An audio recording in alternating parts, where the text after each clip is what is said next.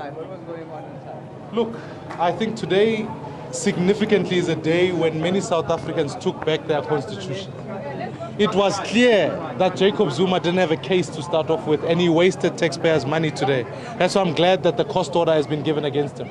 But what's the most critical thing is that that report must be released so that we can hold all of those who are culpable in that report accountable. But the ultimate call we want to make is that Jacob Zuma must resign, because Jacob Zuma is unfit to hold the office of president, and it would ultimately ensure that we can focus on critical issues that South Africans need to focus on, which is the fact that we must create work for people, end the scourge of corruption, and ultimately ensure that we deliver services for our people. Jacob Zuma has distracted South Africans for far too long, and today is a historic day in the streets of Tshwane, in the courts of South Africa, that we've made a clarion call to say Jacob Zuma must go, and we look forward to that report being released. And as the people who started the complaint as a starting off with, we feel today is a victory for justice in South Africa, it's victory for the people of South Africa, and for us as a party, we believe is a critical step in holding Jacob Zuma to account. Judge on the public protector itself, we heard that today the CEO and the public protector resigned. How do you feel about the current public protector and the whole situation? Look, we didn't vote for the current public protector because we were quite uncertain about her. We knew very well that there were some questions around her. And so, unfortunately, she's proving us right all the time. All the time. She had an opportunity this time to reclaim a space and say this report must be public, it belongs to the people. But instead she chose to act as one who protects the president. And so ultimately we want to focus on justice, we want to focus on ensuring that that institution is restored, and we'll continue to hold her accountable as much as we've done any other public. And then in terms of Maimane, what about the looting going on in Pretoria Street? The city is practically under siege by the Look, we don't support acts where we can loot the city. We believe that ultimately South Africans have a right to run their businesses. You can't have one right in conflict with another right. It's important today that South Africans protest, they protest peacefully. We ran a protest this morning, no property was destroyed. It's a culture that we must establish in South Africa where there's peaceful protest action.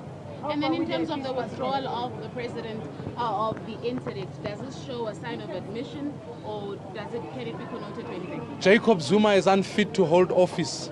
That's why he's always, whether it's in the spy tapes case, he used millions of rands to fight that case. In the Nkandla matter, we've got the response today. He spent 3 million rands fighting that case. Now he wants to use more taxpayers' money to obfuscate justice. We still maintain that he must be held accountable. He is unfit to be president. He's violated the constitution, and today, this state capture report will ultimately lead to us, whatever the report says and whatever actions we take. Remember, we've asked him to resign. Parliament must remove him next week, and he must face criminal actions if it is so proven in the report. Do you think that the ANC, because we know that there are factions within the ANC, might decide to vote in with you as the Democratic Alliance as well as the EFF in Parliament? Well, I can't speak for the ANC. All I can speak for is for the DA, which is to say we want to hold Jacob Zuma accountable. We are not stepping away from that. And the people in the ANC can't speak with forked tongues.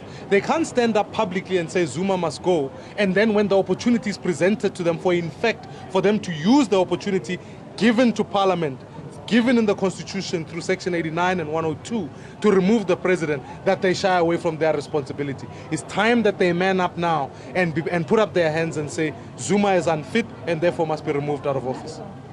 So what happens from here on now? What should we expect from DA?